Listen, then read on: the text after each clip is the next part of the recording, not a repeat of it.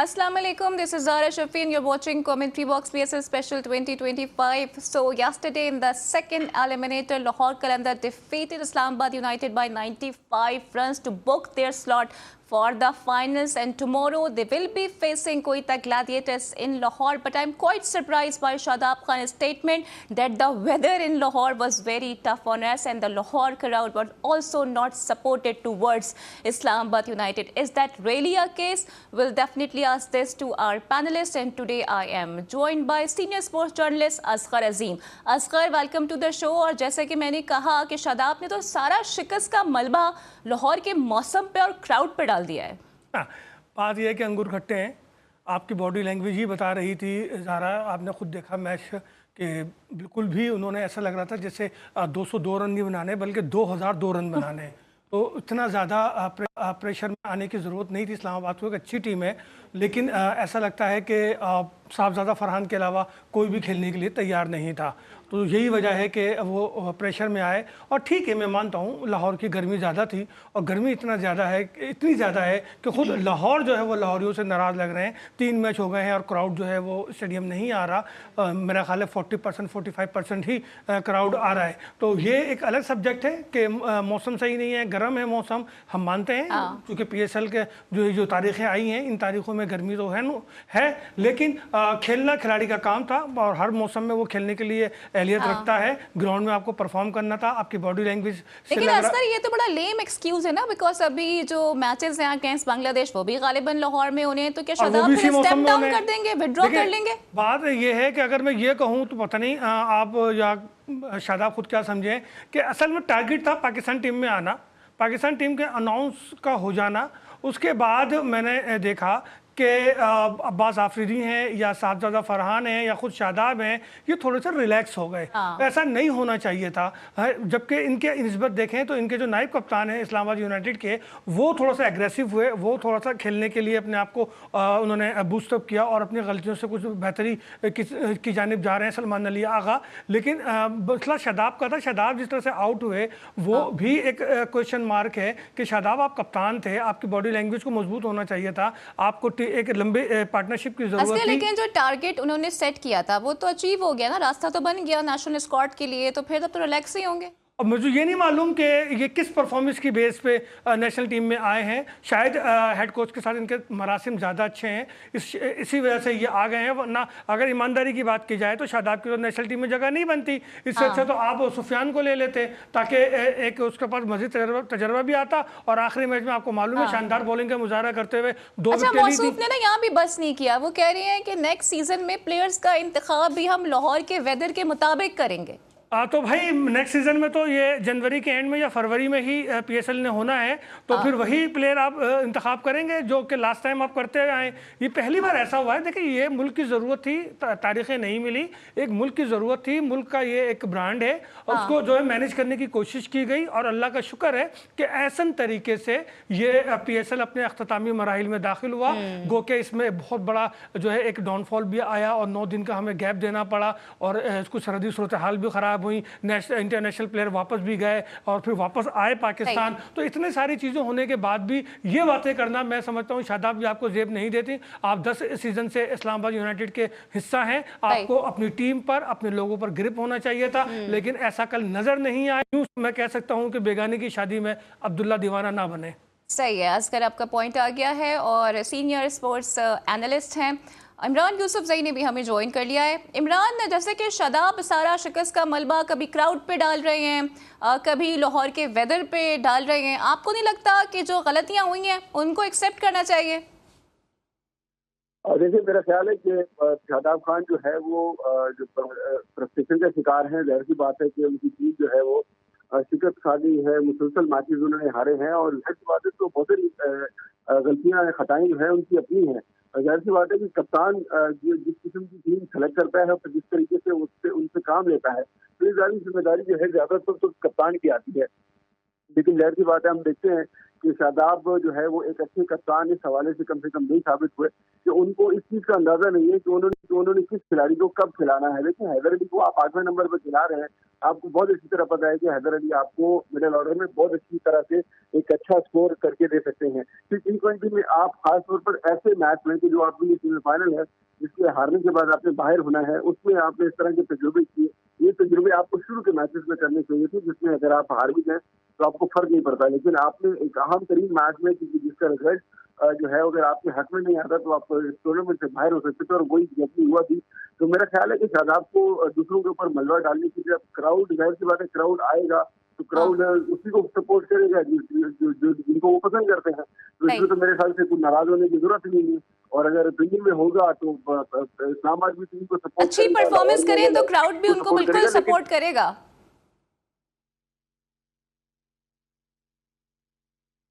असगर, आपसे मैं ये जानना चाहूंगी कि आप नहीं समझते कि बहुत बड़ा ब्लंडर किया कल इस्लामाबाद यूनाइटेड ने कि फरहान से उन्होंने जी कीपिंग करवा ली और उसके बाद ही उनको भेज दिया ओपनिंग करने के लिए। अब आप खुद भी कह रहे हो कि जी वेदर ज़रा सख्त था, तो ये कितना बड़ा ब्लंडर है और कितना नुकसान हुआ इसका इस्लामाबाद को? देखिए, ये इस्लामाबाद का वाकई ये बहुत बड़ी गलती थी। साहबजादा फरहान जो अपने साबका फ्रेंचाइजर में थे, कुछ सीज़न पहले उन्होंने 3-4 मैचों में कीपिंग की। उसके बाद उन्होंने उस फ्रेंचाइजर को मना कर दिया था कि मैं कीपिंग नहीं कर सकता, इससे मेरी बैटिंग मुतासिर होती है। एक इनफॉर्म बैट्समैन जो लास्ट मैच में भी बहुत अच्छा खेल के गया हो, उसको आपने अचानक कीपिंग ग्लव्स पहना दिए और उसको 20 ओवर तक वो कीपिंग करता रहा और फिर उसको ओपनर भेजा गया आपने। तो साहबजादा फरहान थकन का शिकार हुए, उनका जो तवज्जो थी वो बैटिंग से हट गई और यही वजह थी कि वो कोई ख़ास रंग नहीं जमा सके, अपनी बैटिंग के वो सलाहियतें नहीं दिखा सके जो वो गुज़िश्ता मैचों में दिखाते हुए आ रहे थे। तो अब दूसरों को इल्ज़ाम देने वाले शादाब खान इसका जवाब देंगे कि उन्होंने ये गलती क्यों की, क्यों साहबजादा फरहान को उन्होंने जो है कीपिंग के ग्लव्स पहनाए। वो किसी और को पहना सकते थे और मैच को आगे लेके जा सकते थे।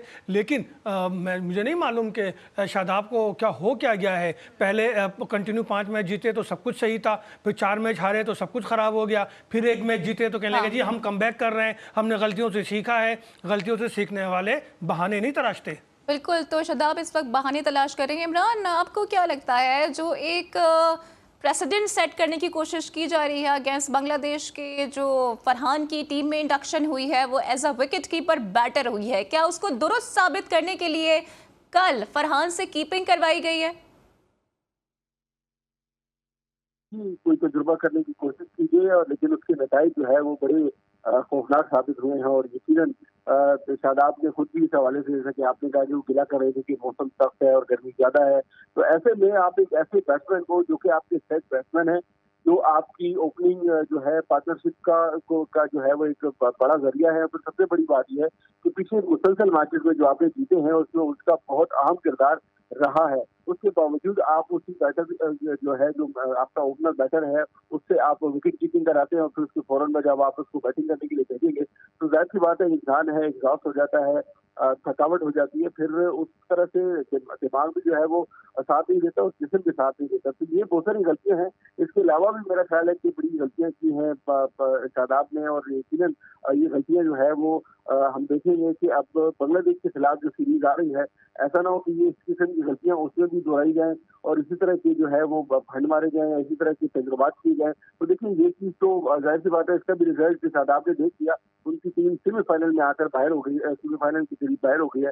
तो अब जाहिर सी बात है उसके बाद अगर आप यही सारी सूरत हाल, यही तजुर्बात जो है वो आप अगर बांग्लादेश के खिलाफ जो है उसमें दोहराएंगे तो हमें वहां पर भी नुकसान होगा। मेरा ये ख्याल है कि शादाब को अपनी गलतियों से खुद सीखने की जरूरत है। देखिए, ये जो आप बात करेंगे साहबजादा फरहान को विकेट कीपर बिल्डर के हैसियत से टीम में लिया गया है।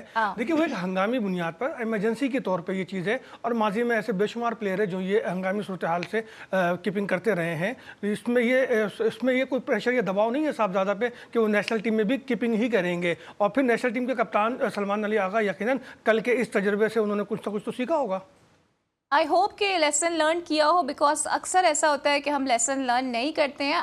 कल के मैच से हम बात करेंगे क्योंकि जाहिर है उधर शाहीन भी अपनी जीत के दावे कर रहे हैं, उधर से मोहम्मद आमिर ने भी चैलेंज कर दिया है। तो अपने पैनलिस्ट से मैं पूछूंगी कि कल क्या होने जा रहा है और ट्रॉफी को कौन लिफ्ट करेगा, but right after this break.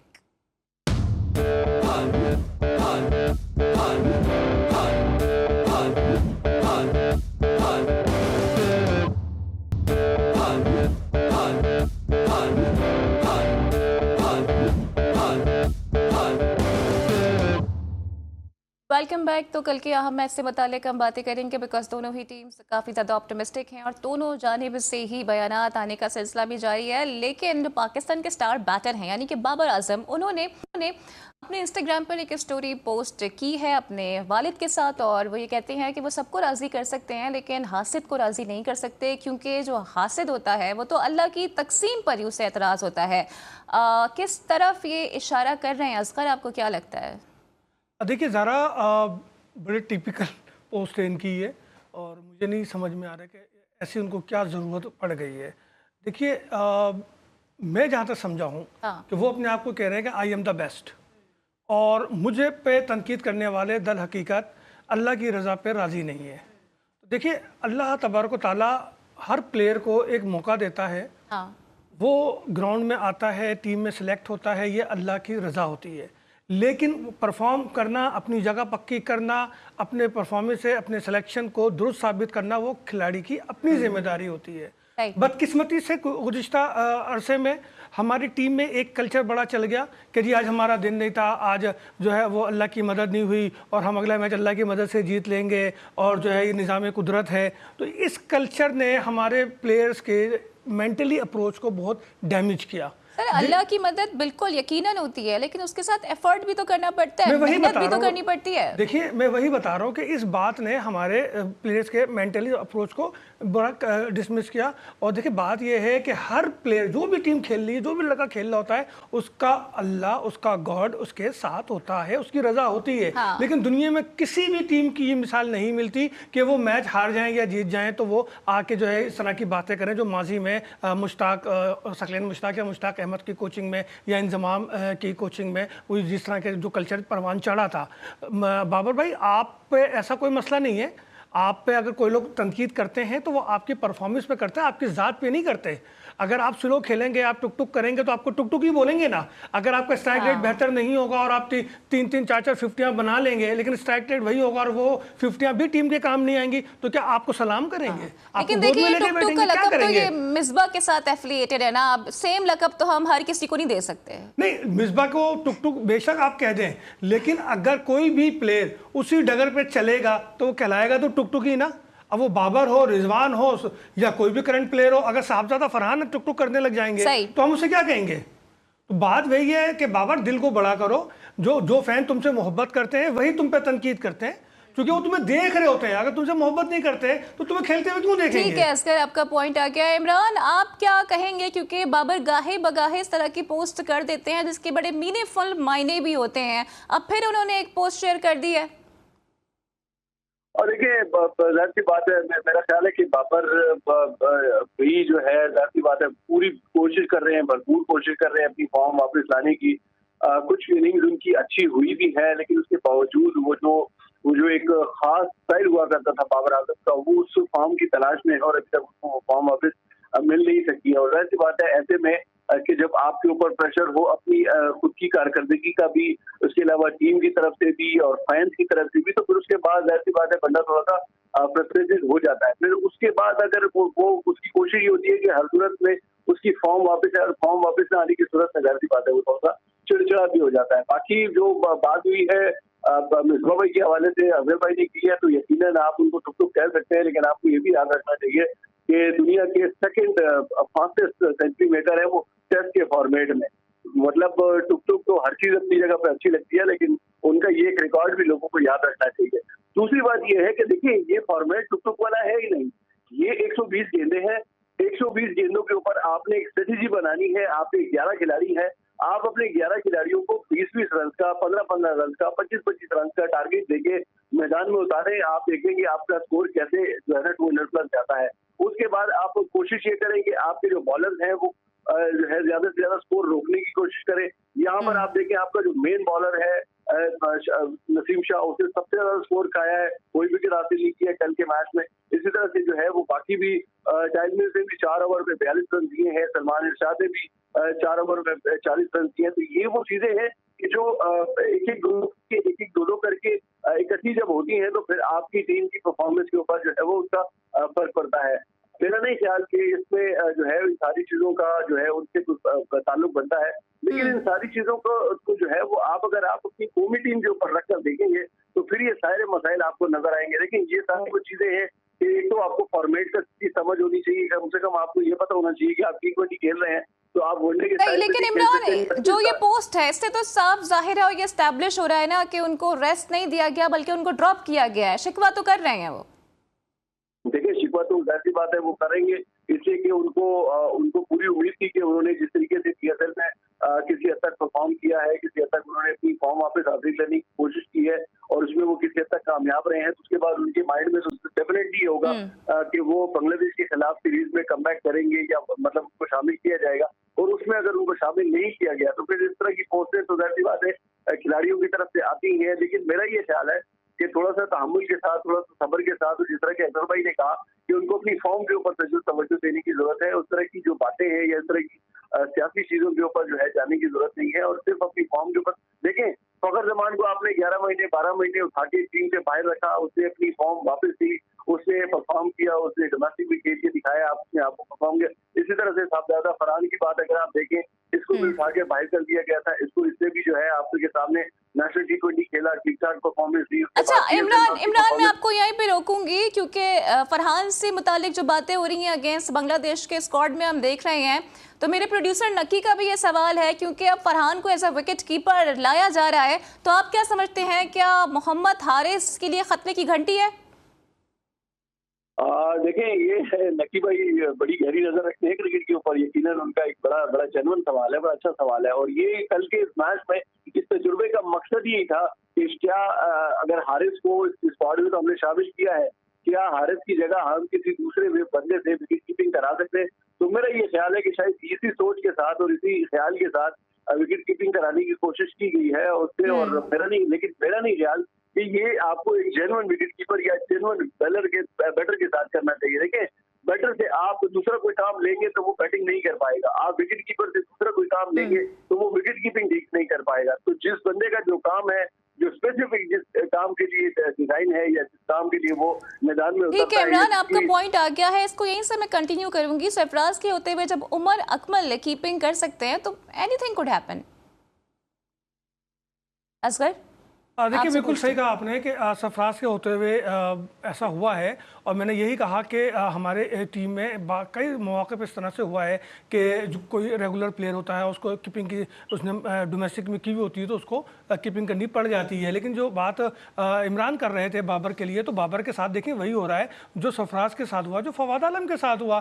Sarfaraz domestic में परफॉर्मेंस देते रहे लेकिन उनका कमबैक नहीं हुआ, तो हारा हुआ टेस्ट उन्होंने ड्रॉ करवा दिया लेकिन उनका कमबैक नहीं हुआ। फवाद आलम में सिर्फ 2 इनिंग उनकी फेल हुए तो उनकी पिछली 3-4 इनिंग को जो है फरामोश कर दिया गया। तो अब उस वक्त कप्तान कौन था, सोचें। हाँ। आपको ही पता होना चाहिए कि जब आप दूसरों के साथ ये अमल कर रहे थे तो आपके साथ भी तो हो सकता है ना, ये तो मकाफात अमल है। तो थोड़ा सब्र से और तहम्मुल से जो है अपने आप को लेकर चलें तो बाबर आपकी क्रिकेट बाकी है, आप क्रिकेट खेल सकते हैं। और जहाँ तक बात की मिसबा की, तो नो डाउट 23 सेंचुरी मिसबा की है टेस्ट में, लेकिन यही मिसबा थे जिन्होंने हमें फर्स्ट T20 वर्ल्ड कप हरवाया था। बहुत अच्छा खेले थे, एक गलत शॉट को हमने भुगता और वर्ल्ड कप हमारे हाथ से निकल गया। यही मिसबा थे जिन्होंने इंडिया में शाहिद आफरीदी की क़यादत में वर्ल्ड कप से हमें बाहर करवाया था, यही उसी वक्त उनका नाम पड़ा था टुक टुक। तो भाई फॉर्मेट की बात हो रही है, जिस फॉर्मेट पे आपको तेज खेलना है उस फॉर्मेट पे आपको तेज खेलना चाहिए। जो फॉर्मेट आपकी पसंद का है, जो अनलिमिटेड ओवर है, तो आप खेलें अपनी मर्जी से। सही। अच्छा असगर, मेरा एक क्वेश्चन और भी है। अभी आपको याद होगा ना कि जो लाहौर के अब्दुल्ला शफीक हैं उनसे मुतालिक बड़ी बातें हो रही हैं। उन्होंने एक पुल शॉट खेल दिया है हसन अली की तेज तरीन गेंद पर, अब उनको मिलाया जा रहा है जनाब रोहित शर्मा के साथ। हमारे यहाँ ये कल्चर क्यों है कि कभी किसी प्लेयर के अंदर हमें सईद अनवर की झलक नजर आती है, कभी किसी के अंदर हमें रोहित शर्मा नजर आने लग जाते हैं, कभी किसी को हम विराट से मिला देते हैं, ये हमारे यहाँ कल्चर क्यों है? देखिए, बात यह कि मैं इसको सिर्फ कहूँगा कि ये एहसास कमतरी है।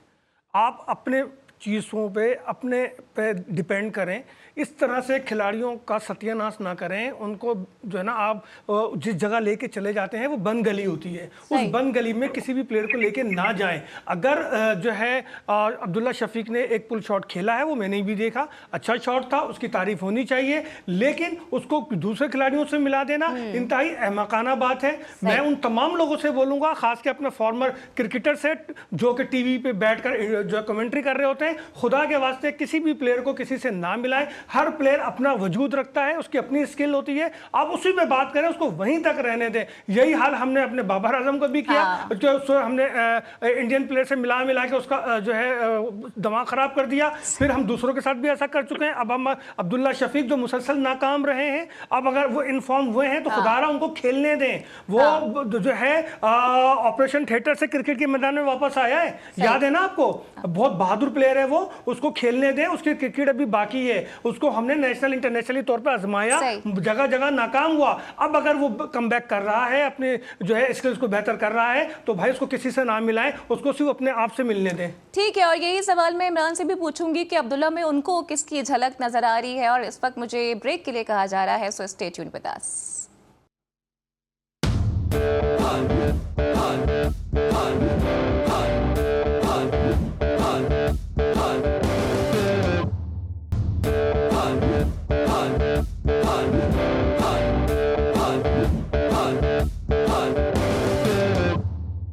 Welcome back. और कल के फाइनल से मुतालिक तो हम डेफिनेटली बात करेंगे, लेकिन कुछ पड़ोसियों की बात कर लेते हैं। जी हाँ, वही राफेल वाले पड़ोसी, क्योंकि उनकी जो शिकस्तों की फहरिस्त है तवील होती जा रही है। पहले पाकिस्तान ने उन्हें जनाब सुबकी का सामना करवाया दुनिया के सामने, और उसके बाद अब स्नूकर के मैदान में भी पाकिस्तान के बाबर मसी ने भारत के पंकज अदवानी को 4-1 फ्रेम स्कोर से शिकस्त दे दी है। जी असगर, क्या कहेंगे?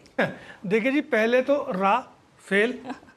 राफेल हुआ, उसके बाद बाबर का उनका सामना है, और बाबर किसी भी मैदान में हो, मुझे नहीं लगता कि अब इनको जीत नहीं देगा। और मैं यकीनन बाबर मसी को मुबारकबाद दूंगा, क्योंकि उसने थाईलैंड में एशियन ओशियाना टूर्नामेंट में जो है वो पंकज अडवाणी, जो कि 3 बार के आलमी चैंपियन रहे, उन्हें शिकस्त दी है और बड़ी कामयाबी है। तो पाकिस्तान को भी मुबारक हो, बाबर को भी मुबारक हो, और उनके तमाम दोस्तों को, अहले वतन को भी मुबारक हो। बड़ी कामयाबी है, और इंडिया को ये मैसेज है कि मैदान कोई सा भी हो, शिकस्त तुम्हारा मुकद्दर है। बिल्कुल, आपने बजा फरमाया। और मैं चाहूँगी कि कल के मैच से मुतालिक भी थोड़ी हम गुफ्तगू करें, बिकॉज शाहीन शाह अफरीदी काफ़ी कॉन्फिडेंट है और कह रही हैं कि फाइनल में हमारी जीत यकीनी है। नहीं समझते थोड़ा ओवर कॉन्फिडेंट हो रहे हैं? ऐसा हो जाता है ज़रा, जब टीम जो है मुसलसल 2 मैच हारे और जीते, वो भी इस पोजीशन पे, जिस पोजीशन पे जीत लाजिम हो, क्योंकि अगर आप हार जाते हैं तो घर चले जाते हैं या टूर्नामेंट से बाहर हो जाते हैं। तो ऐसे में शाहीन की अपनी परफॉर्मेंस भी निखर के सामने आई, फिर उनकी कैप्टनसी भी में भी बड़ा फ़र्क नज़र आया, और कल तो 3 विकेटें 3 रन दे के उन्होंने हासिल की हैं। फिर बॉलर का इस्तेमाल बड़ा पॉजिटिवली कर रहे हैं, फील्डिंग भी उनकी कुछ बेहतरी रही। तो ऐसे में कप्तान ऐसी बातें कर जाते हैं, और शाहीन ने भी कर दिया, लेकिन ओवर कॉन्फिडेंस होने की जरूरत नहीं है, क्योंकि उनका मुकाबला कोयटा से है, और कोयटा में 1 नहीं 2 कप्तान है, और उन दोनों के दिमाग से आपको खेलना होगा, क्योंकि सऊद के पीछे सरफराज है। वो सरफराज जिसने 8 सीजन में कप्तानी की है, जिसने जो है कोयटा को चैंपियन भी बनाया है, और अब भी वो सारी प्लानिंग बैठ के वो कर रहे हैं। तो मुझे उम्मीद है मैच तो अच्छा होगा, और होना भी अच्छा चाहिए, और लाहौर वालों को एक अच्छा मैच देखने को मिलेगा। लेकिन लाहौरियों, ग्राउंड तो आ जाओ यार, क्या मसला है? छोड़ो, नाराजगी खत्म करो।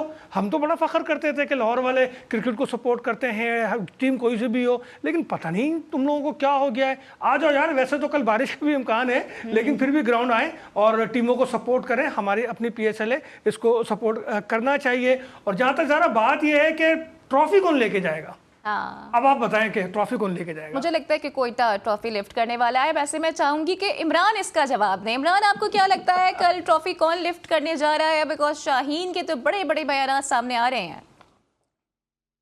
देखिए, ये बिल्कुल मैं अमर भाई की बात इत्तेफाक करूंगा। जब आप बैक टू बैक 2 मैचेस जीतते हैं, और फिर दोनों मैचेस ऐसे हैं कि जो आपके लिए लड़ाई वाले मैचेस हो, तो फिर डेफिनेटली आपका कॉन्फिडेंस लेवल जो है वो जरा हाई हो जाता है। और फिर वाकई में कल जो शाहीन ने जो बॉलिंग की है, मतलब 2 ओवर भी पूरे नहीं किया, मतलब 4 ओवर भी पूरे नहीं किए, और सिर्फ 3 रन देकर उन्होंने जो 3 विकेट ली है, तो कल बड़ी कमाल बॉलिंग की, बड़ी अच्छी लाइन थी। और अगर इसी लाइन के साथ ये चलेंगे तो यकीनन कोयटा के लिए मुश्किलात जो है वो पैदा कर सकते हैं। लेकिन मेरा वोट जो है वो कोयटा के लिए है, क्योंकि कोयटा बड़ी बैलेंस टीम है, बड़ा ही जबरदस्त उन्होंने इस टूर्नामेंट में कमबैक किया है। थोड़ा सा उतार चढ़ाव के साथ उनकी टीम शुरू से थोड़ी सी मुश्किलात का शिकार रही, लेकिन उसके बाद उन्होंने तमाम चीजों के ऊपर जो है वो ओवरकम किया। और देखिए, ये वो चीज है कि जिन जिन चीजों से, जिन जिन गलतियों को आपको सामना होता है, आप आहिस्ता आहिस्ता उनको दूर करते हैं। इस्लामाबाद यूनाइटेड के साथ बिल्कुल इसके उलट हुआ। वो जितने कॉन्फिडेंस के साथ अच्छा शुरू में खेल रहे थे, उनके बाद उन्होंने गलतियां शुरू की और उन गलतियों को उनको खामियाजा भुगतना पड़ा। लेकिन क्वेटा लेकिन बड़ी अच्छे तरीके से उनके सऊद शकील ने कप्तानी भी बड़ी अच्छी की। तो मेरा ये ख्याल है कि 51 और 49 के चांसेस है लाहौर। अच्छा अच्छा असगर, मैं ये देख रही थी सोशल मीडिया पर, क्योंकि एक तरफ शाहीन है, हारिस हैं और दूसरी तरफ इंडिविजुअली आमिर हैं, तो बहुत से लोगों की ये राय है कि आमिर को स्टिल इन दोनों पर एज हासिल है। क्या आप इत्तेफाक करेंगे इससे? तजर्बे के लिहाज से तो आमिर को एज हासिल है, और जिस रिधम में इस PSL में आमिर हैं, तो मेरा ख्याल है कि सही कह रहे हैं लोग कि आमिर का मुकाबला तो शाहीन से है, लेकिन हम सलमान मिर्ज़ा को नज़रअंदाज नहीं कर सकते। सलमान भी शाहीन को सपोर्ट कर रहे हैं और अच्छी बॉलिंग कल भी उन्होंने की और 3 विकेटें उन्होंने भी ली है। तो आमिर के साथ साथ कोयटा के दीगर बॉलर्स को भी अपने आप को रिधम में रखना होगा। कोयटा की जो जीत है ना ज़ारा, वो असल में इनकी मैनेजमेंट पर है। ग्रास रूट पर बिल्कुल आकर इनकी मैनेजमेंट काम करती है, ख्वाह इसमें उनके फ्रेंचाइजर नदीम उमर हों, उनके साहबजादे हों, सरफराज हैं, या आजम खान जो उनके मैनेजर हैं, या मोइन खान जो हेड इनके जो कोच हैं। तो मैं ये सारे के सारी मैनेजमेंट जो है ग्रास रूट पर आकर टीम को सपोर्ट कर रही है, और कल भी टीम पे को बड़ा उन्होंने सपोर्ट किया था। और एक अच्छी खबर जो आई थी वो ये आई थी कि हसन नवाज वो पैर पे चोट लगने की वजह से उनका पैर मुड़ गया था और वो अनफिट हो गए थे, लेकिन उनके जो एक्सरे वो क्लियर है और अब वो कल के मैच में अवेलेबल होंगे। तो ये कोयटा के बॉक्स के लिए अच्छी खबर है। तो ये तो अच्छी खबर सामने आ गई है, लेकिन इमरान, आपको नहीं लगता कि उस्मान तारिक के बॉलिंग एक्शन पे बड़ी बातें हुई थी, और उस्मान तारिक अब कंसेक्यूटिवली कोयटा के लिए विकेटें भी ले रहे हैं? आई थिंक कि 2 बार 3-3 विकेटें हासिल कर चुके हैं। तो क्या वो कोई सरप्राइज साबित होंगे लाहौर कलंदर के लिए भी? जी बिल्कुल, देखिए मेरा ख्याल है कि दोनों की तरफ से दोनों के पास अच्छी बॉलिंग का स्क्वाड है। शाहीन है तो दूसरी जानिब पर उनके पास आमिर भी है, यहाँ पर अगर उनके पास उस्मान तारिक है तो इनके पास रशाद भी है, शकीब भी है, हारिस भी अच्छी बॉलिंग कर रहे हैं।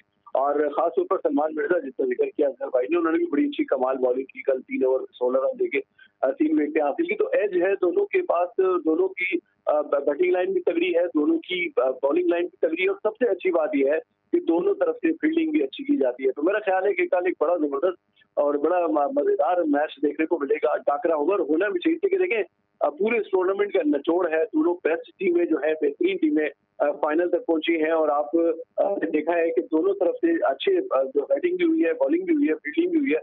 तो कल का मैच फाइनल इसी तरीके से होना भी चाहिए ताकि लाहौर के लोग भी खुश हों और जो क्रिकेट शायकीन है वो भी खुश हों। तो मेरा ये ख्याल है कि दोनों तरफ से एज हासिल होगी। लेकिन बहरहाल सलमान उस्मान का जो वो है उसका हवाले से जो बातें हुई थी उसके बॉलिंग एक्शन के हवाले से, तो मेरा ख्याल है कि अब तो वो बातें दोबारा नहीं हुई है उसके बाद। लेकिन उनका जो स्टाइल है थोड़ा सा डिफरेंट है, जो कि बैट्समैन को थोड़ा सा कंफ्यूज भी कर देता है। लेकिन बहरहाल एक अच्छा मैच देखने को मिलेगा। उम्मीद ये है कि फाइट अच्छी हो, बड़ा स्कोर बने और उसको फिर चेज होना या ना होना, रोकना, वो एक चीज होगी। लेकिन ये कि मैच दिलचस्प होना चाहिए। अच्छा, मुझे साथ में ये बताइएगा इमरान के दोनों की स्ट्रेंथ का तो आपने जिक्र कर दिया है, लेकिन दोनों की ओपनिंग पे आप क्या कहेंगे? बिकॉज एक जानिब सऊद हैं, दूसरी जानिब फखर जमान है। Aggressive versus defensive.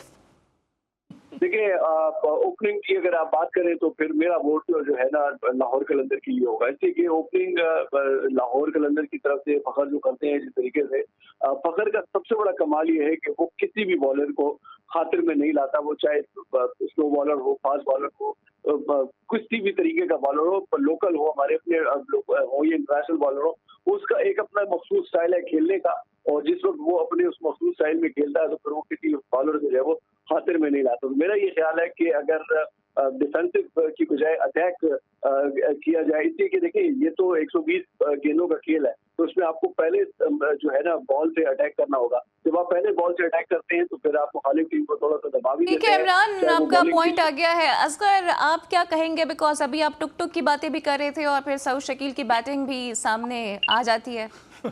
देखिए सऊद जितनी अच्छी कप्तानी कर रहे हैं उतनी अच्छी बैटिंग नहीं कर रहे, इसमें तो कोई दो राय नहीं है। लेकिन मैं समझता हूं कि आमिर को फ़खर को टारगेट करना चाहिए।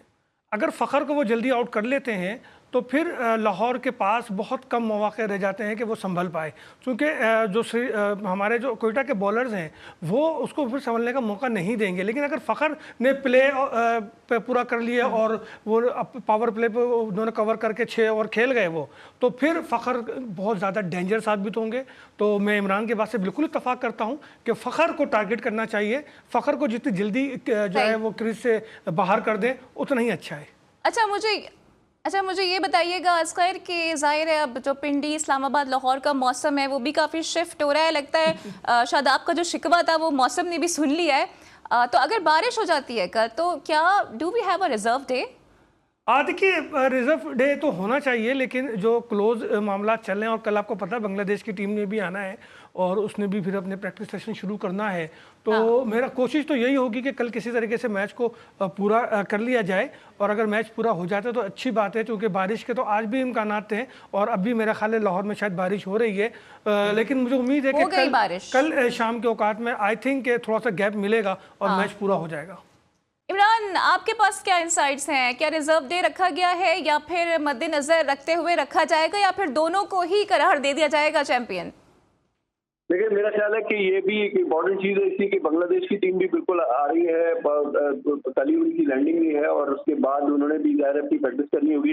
तो मेरा ये ख्याल है कि रिजर्व डे के पास का एक चांस हो सकता है उनके पास, अगर 25 को कल बारिश होती है और मैच, क्योंकि जाहिर सी बात है बड़ा मैच है, फाइनल है और PSL 10 का जो 10वां एडिशन है, तो अगर एक दिन रख लें तो फिर के दिन मेरे ख्याल से दोबारा हो सकता है। लेकिन अगर ये कल के दिन ही निमट जाए तो फिर हमारे लिए ज्यादा होपफुली बारिश रंग में भंग ना डाले और ये मैच पूरा हो ताकि शायकीन क्रिकेट भी PSL एडिशन 10 के फाइनल को एंजॉय करें। और दोनों ही टीम बड़ी जबरदस्त नजर आ रही हैं, विनिंग कॉम्बिनेशन भी अच्छा है, मोमेंटम भी गेन कर लिया है और आई थिंक जो अच्छा खेलेगा कल वो ही ट्रॉफी को लिफ्ट करेगा। इसके साथ ही मुझे दीजिए इजाजत। मेरे साथ मौजूद थे इमरान यूसुफजई और Asghar Azeem. Thank you for joining me. कल होती है आपसे फिर मुलाकात, same time same place. Till then take care, अल्लाह हाफिज।